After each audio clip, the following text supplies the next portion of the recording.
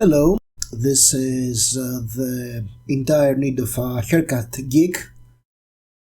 Well, at least I have to be positive. I still have my hair, as you can see, and they're still brown. And that's something that the character we're talking about today doesn't have. We'll talk about this white haired wild wolf character, not you, Geralt, that you may know and love, Elric of Melnibone. And more specifically about the reading order of Elric, which is not an easy topic.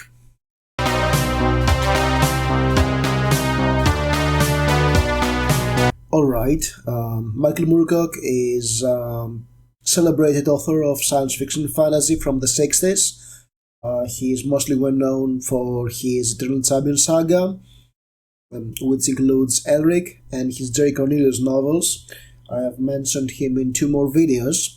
My 5 series recently started book 1, which was about the Eternal Champion, and also in my favorite sword and sorcery stories, speaking about Where the Gods Love. And I know that I have convinced at least one person, a booktuber called Lost Cunningham. There'll be a link on his channel below. He's doing lots of old school horror stuff. That unfortunate soul is reading Elric of Melnibone. And we had a conversation about it on the comment section sometime, and I was like, I was reading the second book, and I was, which one? Second book. Because the Elric chronology is tough cookie, and I'll explain why. And as far as I saw, there was no other video about it on YouTube, so let's talk about this.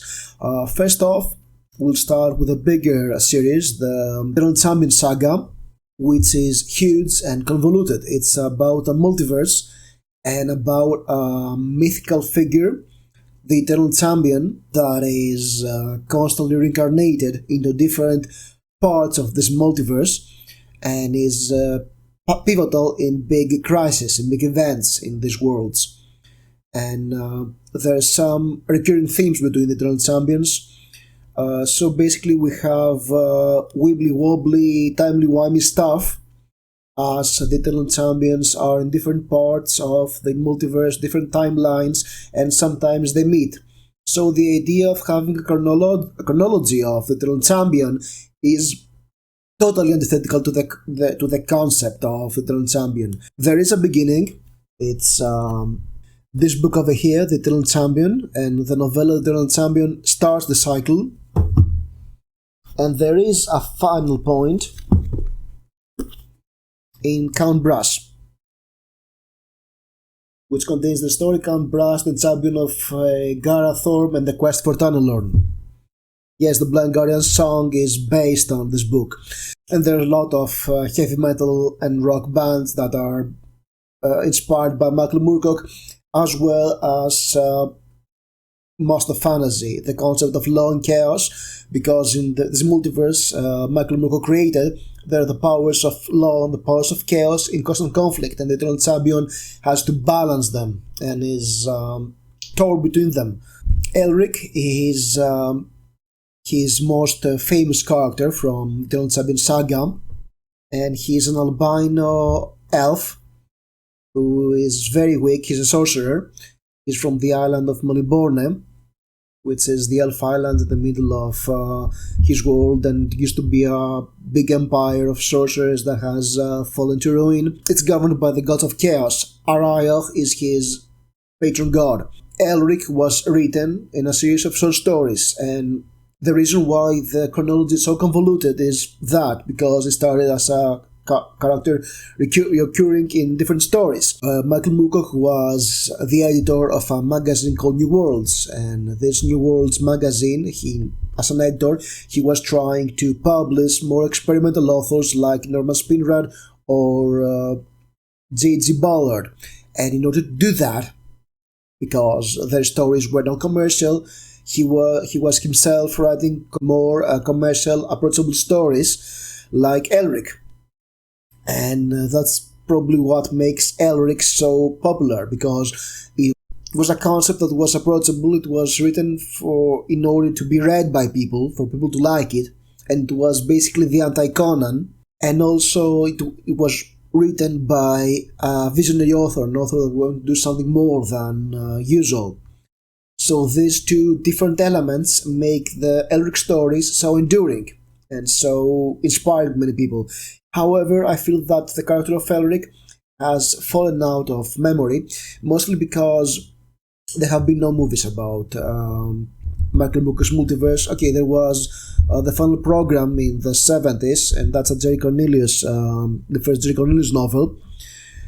But yes, there are comics, there are RPGs, there are all those pictures of Elric yielding Stormbringer his black sword, and it has fallen out of the mainstream as a character in the last 20 years, I think. He's not as popular as he used to be, and I think that's one of the reasons he's not that well read, is because the chronology of the stories is kind of. And so Michael Moorcock was writing these stories, and his first story was Dreaming City, about Elric doing something very crucial to his storyline. I won't go into details, a spoiler-free review. I'll just mention the chronologies, and you choose which one you should read, because there's not just one. And the very next book he wrote was Stormbringer, where it's the final story, the Elric Saga. And then he was writing stories about the life of Elric in different ways, getting different points, filling in blanks, etc. So it's kind of weird. And after I discovered that there was this problem with Elric, people didn't know where to start, I was like, I'll do that. I've read the novels, I can do it. I'll look up the editions and try to get it, and took me an hour of research to compile everything together, because that's how it works. I mean, let me tell you what's the problem. I read the Elric books back in the early zeros. I have borrowed the collection of stories from a friend. He had them in Greek, and it was 5 books with 7 books, the 8 books of Elric stories.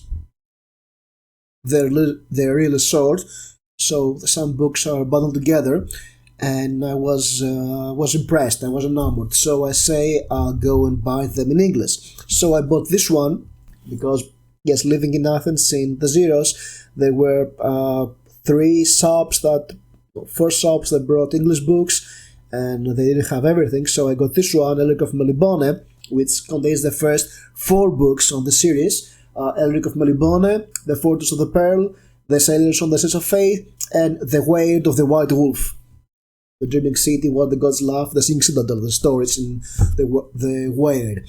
I was looking for book 2 of the Eternal Champion Saga from Golan's. I couldn't find it. I have found other books, of course, like the Eternal Champion books and the Quorum. There's a Quorum book in the bookshelves behind me, but I didn't take out everything. And some years later, I found also from Golan's this Elric book from Fantasy Masterpiece in order to read the second part of the Elric Saga. And this book contains Stormbringer, the stories from The Weird of the White Wolf, which is the 4th book out of the 8, and Stormbringer, which is the 8th book, and Bane of the Black Sword, which is the 7th book. So I was missing the 5th and the 6th book in the series, and I couldn't find them. And in 2008, I went to a bookstore. I found some Elric stories, some new Elric books, and I couldn't understand which was which. So if you really want to go into Elric and find the chronology, it's convoluted. So I took the time and compiled everything, and without further ado, said the man who was rambling for this long, let's go into the chronologies, and you'll start to see what's the issue with the Elric stories. So let's go. Alright, that's me in the corner. I'm tiny. And what happened? Michael Moorcock, this book actually, Elric, is a reprint of the very first Elric collection from the 60s. I guess that's the idea. I think because first there was this 60s version of the Elric stories, and contains the Dreaming City, What the Gods Love, the Stealer of Souls, Kings in Darkness, The Caravan of Forgotten Dreams, and Stormbringer, the earliest Michael Moorcock stories. The core 6 Elric books, and I know I said 8 before. The core 6 books of Elric Saga were published in 1977 by Do Penguin, and I think they were also launcher books of the Elric Saga, and they include Elric of Melnibone, that was published in 1972. That's the first story, the origin story of Elric, how he came to have Stormbringer, the Sailor on the Seas of Fate, in 1976, which is sort of a novel in 3 parts, Sailing to the Future, Sailing to the Present, and Sailing to the Past, or The Jade Man's Eyes. It was first published in 1973. It's a short story. And Sailing to the Future, it's a story where we see Elric join forces with Rekazi, Corum, and Hawkmoon. They are the most famous of the Eternal Champions, these 4 people. And actually it's interesting because within the Corum internal chronology, Corum had already met Elric, but Elric meets Corum for the first time, and they meet again in Corum first meet Elric in his book The King of Swords, I believe. Elric meets him, I think, in the 4th book of this chronology. The 3rd book is The Word of the White Wolf, and The Dreaming City, What the Gods Love, and The Singing Citadel are in this story. The first 2 stories were from 1961, they were the first Elric stories. The Singing Citadel is 1967. If you really want to go to the bare bones of the Elric Saga, this is a book you should definitely read, because it introduces a lot of important characters like Munglum, the companion of Elric, as well as Queen Ysana and Thaleb Kana, which are very important recurring characters in the Elric Saga. And you should probably also read Elric of Melnibone, which is the beginning of the saga, the prequel. Then we go to the second part of the 2 books, and it's The Vanishing Tower, or The Sleeping Sorceress, from 1974. There are 2 titles for this book, because oftentimes books have multiple titles in publishing. And it contains the stories The Torment of the Last Lord, To Snare Up the Pale Prince, and 3 heroes with a single aim. I think this is the reprisal from Corum and Elric meeting from the Corum books, because yes, Michael Moorcock did rewrite one of his books to another book from a different perspective. Because why not? And I'm not sure they're different stories or one complete novel. And I don't have this book to look it up now, I cannot recall. Then we get to The Bane of the Black Sword, 1976, which contains The Stealer of Souls. It's a story from 1962. Kings in Darkness, also from 1962. The Flamebringers, The Caravan of Forgotten Dreams, 1962. Rescued Tunnelord, also 1962. And it's also important because it introduces another important character in the Elric Saga. I won't mention her name, no spoilers. And then we get to Stormbringer from 1963, which is the finale of the saga, and it's one of the best finales in fantasy. And it's a definitely read. So if you really want to go into bare bones Elric, you should definitely read Elric of Melnibone, The Word of the White Wolf, The Bane of the Black Sword, and Stormbringer. And you pretty much have the entire story. Simple, right? Not at all, because Michael Moorcock returned to his character and introduced 3 more novels in the saga. The Fortress of the Pearl from 1989, and it's sandwiched between Elric of Melnibone and Sailor the Seas of Fate. I think that it actually pivots directly into Sailor at the Seas of Fate. It's not one of my favorite Elric novels. It introduces an important character that comes later. Because nothing is simple. Again, if you don't get the point, it's getting complicated the more I speak. We have Elric at the End of Time in 1984. I think it's a short story or a novella.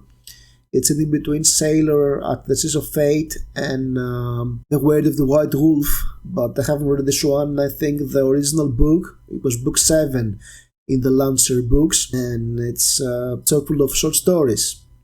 I haven't read this, so I'm not sure about it. And then in 1991, Michael Moorcock wrote The Revenge of the Rose, and it's right between The Sleeping Sorceress and Bane of the Black Sword. So we have a chronology for those who want to read the full story, and it's Elric of Melnibone, The Fortress of the Pearl, The Sailor on the Seas of Fate, Elric at the End of Time, The Word of the White Wolf, The Vanishing Tower or The Sleeping Sorceress, The Revenge of the Rose, The Bane of the Black Sword, and Stormbringer. It's 2, 4, 6, 7, 9 books instead of 8 I was talking about earlier. Oh well, and I don't have these 3. So it would probably be very easy to just go get the middle book in the next reprint, right? Wrong! We'll ignore the next printing of the Elric books, Golan's Eternal Champion series or the Borealis series from White Wolf. No can do. And there were plenty of books, and there was a chronological series in this one, but really you don't have to follow the exact series in the Eternal Champion books. Just read the Eternal Champion, read them in whatever order you want. Just make sure you read the Elric books and the Corum books in order. Actually, you can skip the second Corum book. It's not that great. You make sure you read Hawkmoon, and then go to its sequel, Count Brass, and that's the ending of the Eternal Champion Saga, sort of. Because nothing is simple. Again, that's our recurring theme, nothing is simple in the Eternal Champion Saga. Be warned. So, as I said, in the Zeros, Michael Moorcock published another Elric saga, a trilogy, the Dreamquest trilogy, and this is not only an Elric story. I think the Elric part is sandwiched within the Stormbringer book. At least this is in the Dreamthief's Daughter, but it's basically a sequel to the Castle of the Pearl, because that's where we first see the Dream Thief, and also it's a sequel to the Von Beck trilogy. No, it's not trilogy, it's a duology, the Von Becks.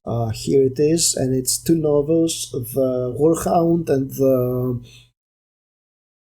Warhound and the World's Pain, and The City in the Autumn Stars. And that's a historical fantasy in our world. It's about a family of the Von Becks, who are the guardians of the Holy Grail. In the Dream Thief's Daughter, we're in World War II in Germany, and you guess who wants the Holy Grail. Von Beck has to escape. Here we have the origin story of Gaynor the Damned, one of the recurring villains in Elric and Corum, because nothing is simple again. And it's a good book. It's a fun book. You can read it. I suggest you read it. It was fun. The other 2 books, The Scaling Tree and The White Wolf's Son, here they are. They were in 2003 and 2005, and the last book offers another approach to the end of the Eternal Champion Saga, and I didn't like it that much. I thought both these books were so, but whatever, it's your choice if you want to go there after all the other books. But definitely they were out of the original chronology. That's why I haven't included them. Of course, we have some stories that we don't know where they are in the chronology. We have Elric Return to Melnibone in 1973, The Lands Beyond the World 1977, and Black Petals, Red Pearls, and they were published in 2008 and 2010 in another reprint of Eternal Champion. We'll talk about later. We'll get to the current printing of Elric of Melnibone from Golan's. Golan's went out and republished the entire Eternal Champion saga, and they're available on Kindle if you want to get them. I'll also put a link to Book Depository where they still have some of the books, and these links will have an affiliate link, so you can get something out of this video of recording and the research I did. So feel free to click and order them, and I'll have the Kindle versions, of course, because it's a hell of you search Elric on Amazon or Book Depository and get all those books, and it doesn't make any sense the way they are, and you probably get the same stories 3 or 4 times if you try to buy the Elric books blind. That's why I did this video. And so we have Elric of Melnibone and other stories, Elric the Fortress of the Pearl, Elric the Sailor on the Seas of Fate, Elric the Sleeping Sorceress. I'm not sure which of the two contains the Word of the White Wolf, The Revenge of the Rose, Stormbringer, and Elric the Moonbeam Roads. I think this is 2 volumes, and it's those 3 books. So yes, they're chunky. The rest of the Elric books are really small. I mean, this is 4 books. And I think they also include some bonus material. I haven't read this edition, so feel free to comment about their contents if you've read them. And finally, we have the 2008 reprints of Elric, and I add them to this video because, okay, how can I put this? If you stumble upon them, and they're illustrated versions, they're very well made. It's the ones that really confused me in the bookstore. They publish the stories in the order they were written, not following the Eternal Chronology. So we have The Stealer of Souls, which contains parts of the Word of the Wild Wolf, Stealer of Souls, the story Stealer of Souls, and Stormbringer. And actually, I'll keep an eye out for this book because this version of Stormbringer is the unabridged version that is not available in the other versions of that were published after 1977. Then there is To Rescue Tanalorn, which is the rest of Stealer of Souls and Word of the White Wolf. Yes, Elric was the White Wolf before Geralt of Rivia. The Sleeping Sorceress, I think this contains the Sleeping Sorceress, maybe Elric of Melnibone. Then we have Duke Elric. I'm not sure about Elric of Melnibone, which books contains that. Then we have Duke Elric, which is the Sailor on the Seas of Fate, as well as script for the comic Duke Elric. We have Elric in the Dream Realms, which contains the Fortress of the Pearl, and the script for the graphic novel Elric the Making of a Sorcerer. Yes, there are comics too, but I won't go into them. I mean, Making of a Sorcerer is taking place during the first book, Elric of Melnibone, but if I get into the comics, we'll get a very confusing timeline. I mean, I really don't want to find where the DC comic Multiverse from the 90s fits in the Elric saga, and about the other characters in this novel and how they fit. And I'm pretty sure this comic and Dream Thief's Daughter are at odds. And finally we have Elric, Swords and Roses, which contains Revenge of the Rose, and each of those books contains essays and other bonus materials. So if you're a hardcore collector, while you're watching this video, you probably know already what I'm talking about. You may want them, and I'm thinking that if I stumble upon any of them, that might be interesting to get them. So that was it. That was the simple task of explaining the chronology of a series of books. Honestly, I shouldn't have done that. I mean, it should have been more intuitive. But again, it's tricky, and hope this video helped you to pick the books you're interested in reading. If you like this video, please press the like button, subscribe for more videos like that. If you're interested in me reading the Elric stories and commenting on them, doing an Elric readathon, leave a comment below. If there is interest, maybe I'll do it. If you're interested in, touching upon any other Eternal Champions, feel free to leave a comment about this. Share this video if you thought that was interesting and helpful, and I'll see you soon in another video. Thank you for watching.